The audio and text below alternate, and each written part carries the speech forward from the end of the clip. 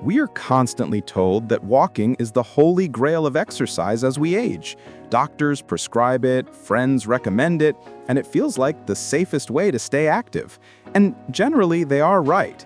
Walking is miraculous for the heart, the brain, and your mood. But there is a catch, a very dangerous one that rarely gets discussed until the damage is already done. What if I told you that the way you are walking right now might actually be accelerating the wear and tear on your joints? What if your daily morning walk, the one you think is saving your health, is silently grinding down your knee cartilage with every single step? It sounds alarming, and it should be, because for millions of people over 60, the issue isn't that they aren't walking enough. It's that they are walking with a mechanical error that turns their legs into jackhammers against their own knees. Today, we're going to fix that. We're going to stop the knee-destroying stride and replace it with a technique that will keep you mobile for decades to come. The heel strike trap. Let's talk about the specific mistake that causes the most damage. It is called overstriding. When we walk, especially when we are trying to walk briskly for exercise, we have a natural tendency to reach our leg out as far as possible to cover more ground. Take a moment to visualize it. You swing your leg forward, your knee locks straight, and your heel hits the pavement hard. That moment, when your heel strikes the ground with a locked, straight knee, is where the disaster happens. Physics is not kind to a straight leg. When your leg is fully extended and your heel hits the concrete, there is no shock absorption. Your muscles aren't engaged to catch the weight. So where does that force go? The shock wave travels instantly from your heel, up your shin bone, and crashes directly into your knee joint. Imagine taking a hammer and tapping a wall. Now imagine doing that 5,000 times a day. That is effectively what overstriding does to your meniscus and articular cartilage.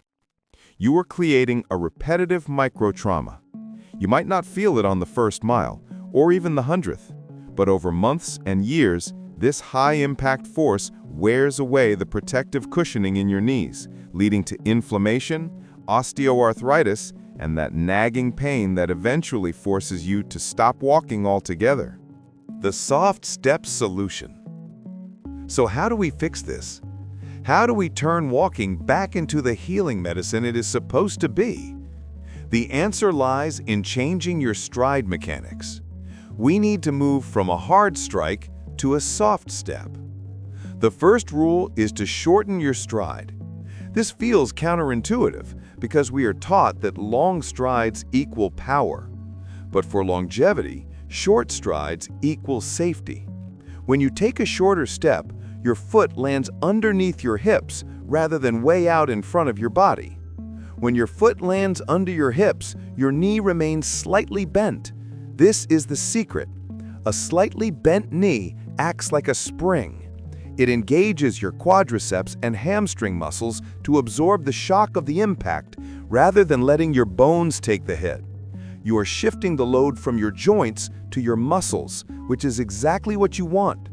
The rolling technique. The second part of the fix is how your foot interacts with the ground. Instead of the hard thud of the heel, visualize your foot like the bottom of a rocking chair. You want to land gently on the heel and immediately roll through to the toes. It should be fluid and silent. A great way to test this is to listen to your walk. Go to a quiet room or a quiet street. If you can hear a loud slap, slap, slap sound when your feet hit the ground, you are striking too hard. A healthy walk should be almost silent. You want to be a ninja, not a soldier marching. Engaging the glutes. There is one final piece to this puzzle, and it sits right behind you, your glutes. Many seniors walk using only their hip flexors and calves, dragging their bodies forward. This puts tremendous pressure on the knees. Instead, you want to push off from the back. With every step, think about squeezing your glute muscle slightly to propel you forward. When your glutes are active, they stabilize your pelvis. A stable pelvis means your femur, thigh bone, stays aligned correctly. When the femur is aligned, the knee tracks properly, like a train staying on its tracks. When the glutes are weak or asleep, the knee wobbles inward, causing grinding and pain. A warm, resonant male voice in his late 30s, with a natural, neutral American accent and a subtle hint of Southern warmth for added approachability. The tone should be encouraging and trustworthy, blending subtle emotional depth with genuine enthusiasm to inspire viewers, like a knowledgeable health mentor sharing exciting breakthroughs. Speak at a calm yet energetic pace of 200 words per minute, ensuring crystal clear articulation with smooth vocal texture, occasional gentle rises in pitch for emphasis on T terms, and high clarity to make complex medical concepts feel accessible and motivating. Summary: a checklist for your next walk. The next time you lace up your sneakers, I want you to forget about speed and distance. Forget about hitting 10,000 steps for just one day. Focus entirely on form. Shorten your stride. Keep your feet closer to your body. Keep your knees soft. Never lock them straight when you land. Land quietly. Roll through the foot. Don't stomp. Push from the back. Let your strong glute muscles do the work. Walking shouldn't hurt. If you finish your walk with throbbing knees, your body is trying to tell you something. Listen to it.